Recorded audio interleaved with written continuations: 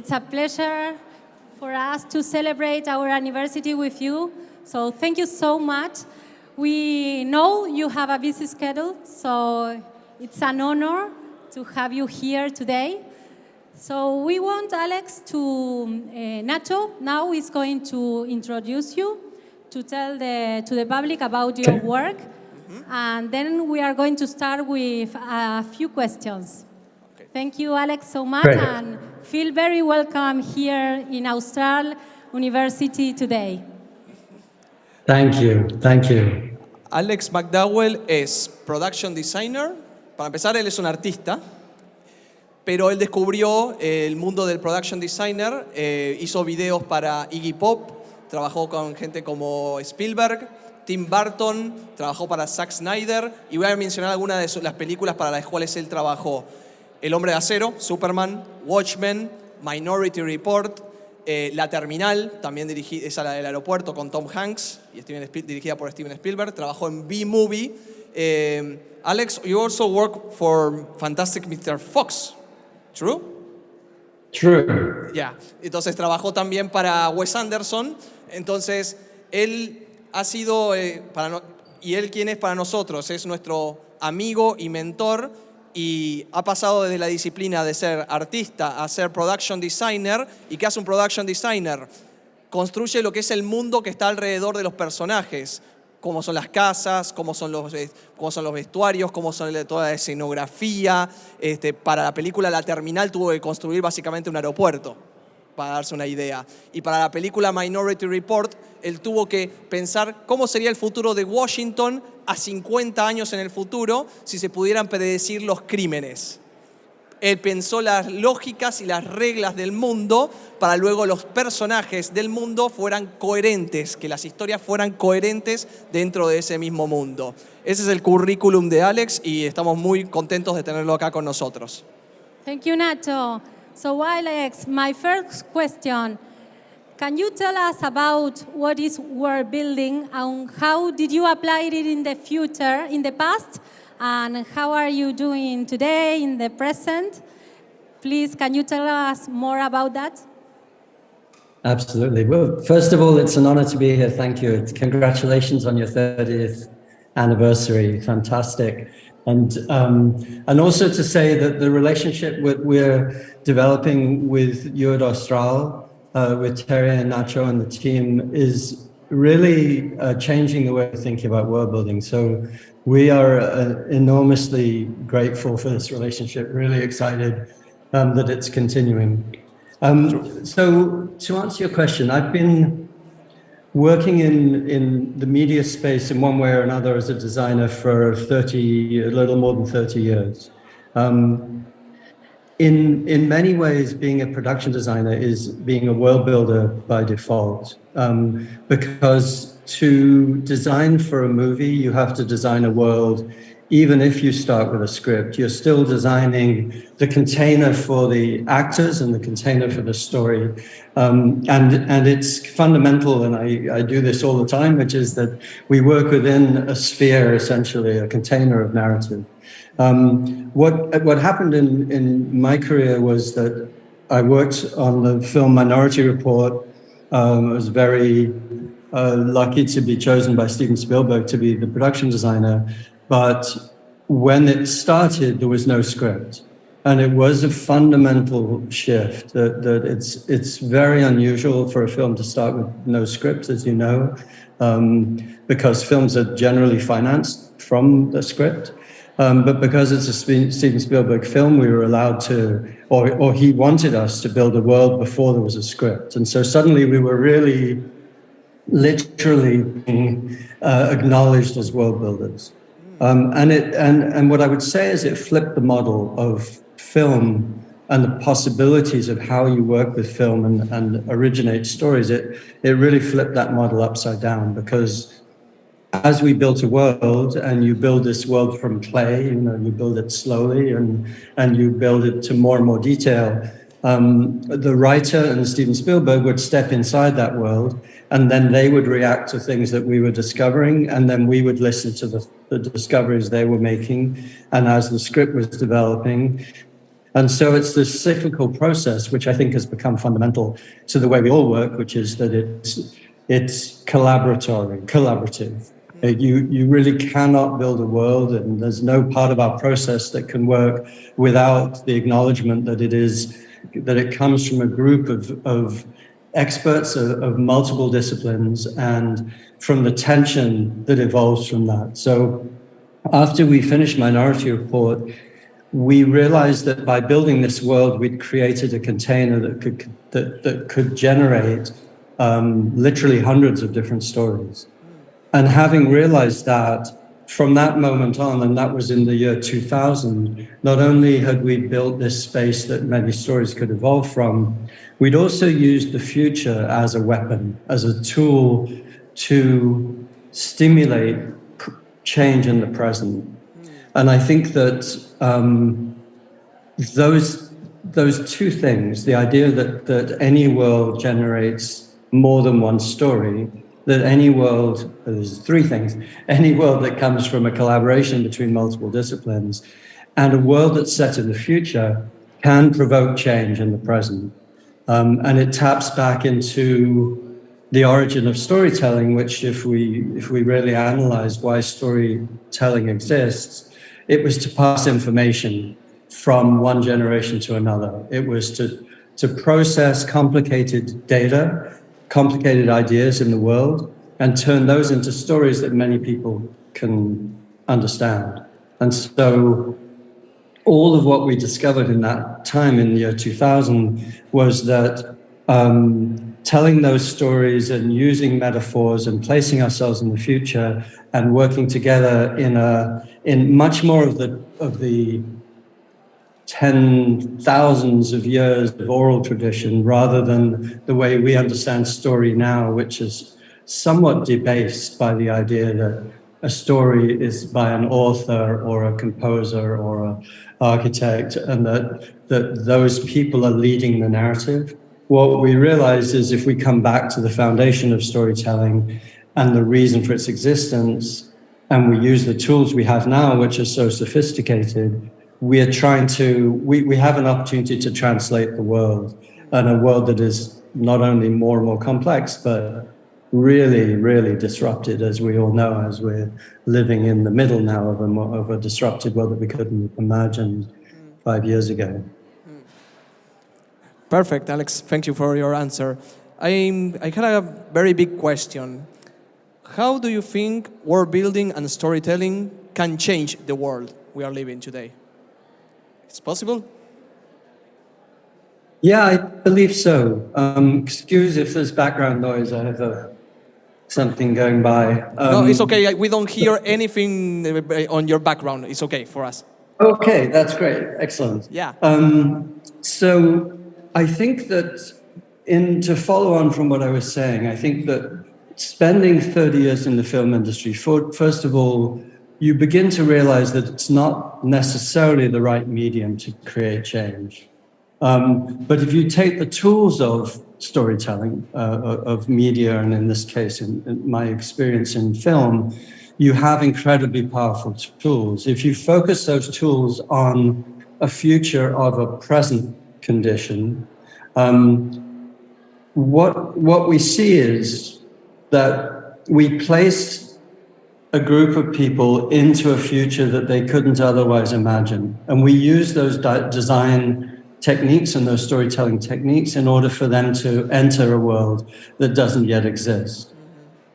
Once you set yourself inside a world, and this can be a world that aspires towards a future that you would like to see, although it can also show where things can go badly wrong. But once you step inside that world and the world becomes more and more detailed and richer, and it becomes more and more open to more people entering it, so you can really have a lot of people living inside a world that is fictional, but very importantly, based on present reality. From there, your knowledge and your experience inside the world, which changes your mind, it changes the way you perceive the world by default, and you can't unsee the world that you've entered. You come back into the present and you have a vision in your mind now of where the present could take you. And that shifts people's expectations of the future. It takes them out of this 5-year plan, this kind of strategic thinking, and it takes them to a space where vision becomes real. And now you redirect your journey. And I think that at any scale, that can create real change in the world. Partly because it's very much based in reality. It's not really fiction. It's really what we're talking about as future reality. And then I think I mentioned earlier, the other part of it is that in order to make a world that many people can enter, you create a visual language that is comprehensible. And so by creating a visual language that people can react to, and it's based on metaphors that we understand, for example, you do have the ability to translate ideas that are impenetrable or come at a level of complexity that make it much harder in the real world. We consider the expertise around us, we consider those specialists to own something that we can't access. When those specialists contribute to building a world that we can access, then we have then we start being given the opportunity to understand complex ideas that are outside of our normal frame of reference. And that also has a really deep effect on how you consider the world and how you consider your ability to change it. Thank you. Thank you, Alex. Alex, how do you apply this in branding, for example, in different kinds of projects that you have? Did you say in branding? Yes. I think it's to do with a consistent narrative. I think that a lot of the time we deal with a fragmented story, if you like, in branding. And we see a lack of consistency, you see a lack of continuity or a through line of a story. And the brands that are successful are the brands who tap into something that is fundamentally believable, that you can take, you can associate yourself with a historical relationship or a narrative relationship between a human and a product, let's say, and you can believe and trust in the idea that there's a relationship between my human narrative and the narrative of the brand that I'm connecting to. And it really over and over again comes back to good storytelling, that we as humans rely on understanding the world through storytelling. If you, in any field at all, if you focus in on how you create a holistic narrative, a narrative that can apply to multiple outcomes, to multiple different ways of accessing the humans who are engaged with your product, then you create a kind of honest relationship. And you also create now, I think, in a very real way, there is a dialogue, right? Because we own tools now that are at least as powerful as those people who are presenting us with products. So if that dialogue isn't respected and the possibility of where that dialogue goes is not contained holistically, then it spins out, and we see example after example after example of where that fails. But we also can tap into the examples where it works, and I would suggest that in every case where it works, it's because there's a narrative that we as the customer, if you like, can understand, relate to. It means something to us, and it's considered to be genuinely something that has listened to me as a human. And Alex, my last question will be, in your opinion, what will be the future of the way we tell stories? What's your point of view on that? Yeah, it's a great question. I think that what we strive towards now, and I think it's got a lot to do with the project we're working on together, which I can mention in a sentence, which is called Junk.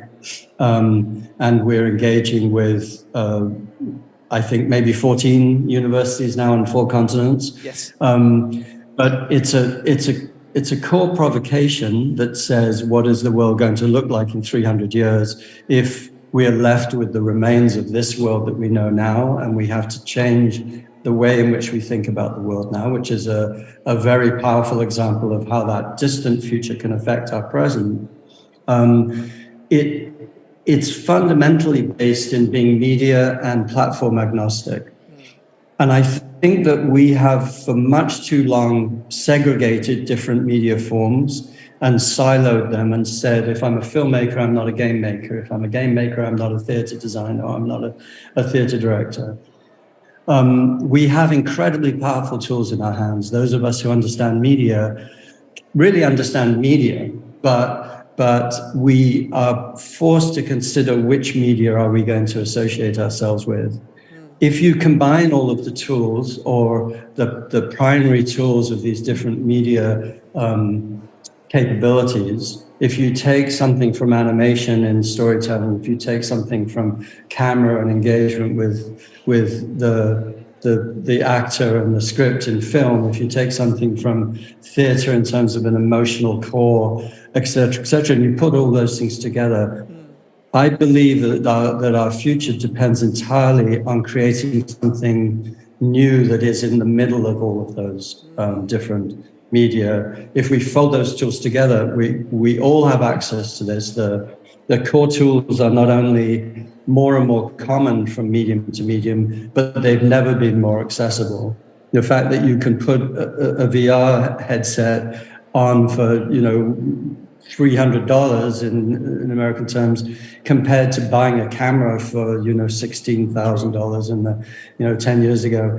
It's very, very accessible.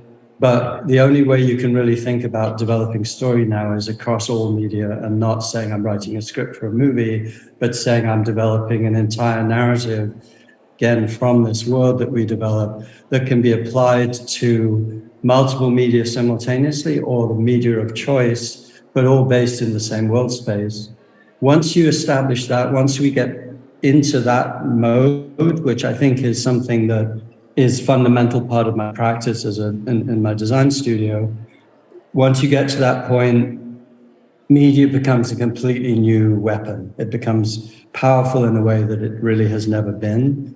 And if we really want to change the world now, we have this tool, we have this deep knowledge in our trade, in our disciplines, we know how to access and tell stories to people. But we've got to get them to believe that these stories are fundamental to our future, in the same way as they were 10,000 years ago, that we are not going to be able to address or survive into the future if we don't have some common narrative starting to develop. And if we understand that media is a single form and not multiple competing forms, then we have an entirely different set of tools in our hands to create change. Alex, we have 5 minutes more. So why you are here with us, and why are you being our mentor and our guidance in the Austral World Building Lab? What is your motivation, or why you are seen here? I think it's the other way around, is why on earth do you want to work with me? We love you, Alex. I think that it speaks to the same core theme of collaboration. Everybody who comes to the table, and when we first met, what is clear that we have different viewpoints, we have different backgrounds, we are culturally from different places and different spaces and different ways of thinking. But immediately there's a connection, that we have a common goal, we have a common interest, we have a deep interest in creating new ways of telling stories. And I think it's clear that we're pushing each other forward. I don't think there's You know, I know you use the word mentor, but I think that it's always an exchange. It's always a dialogue. And I learn every time I speak with you, I change my practice in some degree or another. And I think that's, you know, partly the practice that we're engaging in and that we're developing is 25 years old. It's completely open to development. It's you know, it's young and it's naive, and it requires these conversations that we have. And you know, I think you and you at Austral and we at USC, the fundamental relationship right now in the JUNC project and JUNC consortium is between our two schools. And we are leapfrogging forward because of that, because your perspective and our perspective, and then as we bring the other consortia together, it's always an exchange, and it's always, everybody is motivated to make this medium better and these tools better, and to learn how the experience that we have from working with amazing students, you know, and again, we're being pushed by the students we're working with as much as we are being pushed by each other. We are getting closer and closer to the way of creating a global dialogue. And what's really exciting about JUNC is we're crossing cultures, we're crossing disciplines, we're crossing, you know, the type of students that we're working with, but we're really creating a common language. And that idea of translating complexity at a global scale, we're building a world the size of the world right now. I think Buckminster Fuller tried to do it and failed. I think we're, you know, on line with succeeding. And the relationship that we have with you at Austral is fundamental to that. And, you know, and your energy, my God, you guys are pushing us forward. So it's a fantastic relationship. Thank you, Alex. Your gang is here, so they are coming now. We have a room with an immersive situation, and Lucila is going to explain you about our immersive experience in world building. So, Azul, please come. Okay. Hello, everyone. Hi, Alex. Let me know if you can hear me correctly. But we have developed a space for the World Building Lab. Está en el aula A2, si quieren ir a visitarlo. And the space is for showing all the projects that the World Building Lab has carried out and is carrying out at the moment. And so we have created an experience design where you can visit all the projects, including the JUNC 1 edition that you mentioned, JUNC 2 from this year, and also the Connect the Dots project. So everyone is invited to find out about it, to immerse themselves in the experience, and to see all the results that we are creating and that we have created so far. And we will share with you photos later, Alex, so you can see on a video also all the experience, because this, for us, is a benefit because we are learning from you, you are learning from us, but we are very grateful because this is keeping bigger, and these students are now world builders, and they will keep world building. So this is thanks to you. So I can thanks for you. An aplauso. Oh, congratulations on the museum. It's fantastic on this exhibit space. And I'm sorry I didn't mention Connect the Dots, which was as powerful a reason for our first collaboration and engagement, and I'm incredibly impressed. I mean, it's a perfect example of how you're taking the capabilities of world building and applying it to something that you've entirely made your own, and it's really powerful. So I think that's all the congratulations. It's you and everything you're doing. Well, thank you so much. Thank you, Alex. I just wanted to say hi. We're all here, and on behalf of our lab, it's always an honor to have you joining us for our talks, and we're constantly learning from you and with you. So just wanted to say thank you on behalf of everybody here. Thank you. It's great to see you all. Goodbye, Alex. To see you in person. We're going to be there next year, we promise. Yes, keep with us, Alex. Please don't go. Stay in the Zoom because we are going to the room just for you to take a look about the immersive room. Okay. Thank you. Well, eso todo. Muchas gracias por haber venido a esta presentación. Los invitamos luego al espacio inmersivo de Worldbuilding, que será en el aula A2. Así que todos bienvenidos para entender un poco más qué es esta metodología y cómo se pueden aplicar tanto a innovación social, al entretenimiento e incluso para marcas. Así que un aplauso para Alex y un aplauso para el equipo.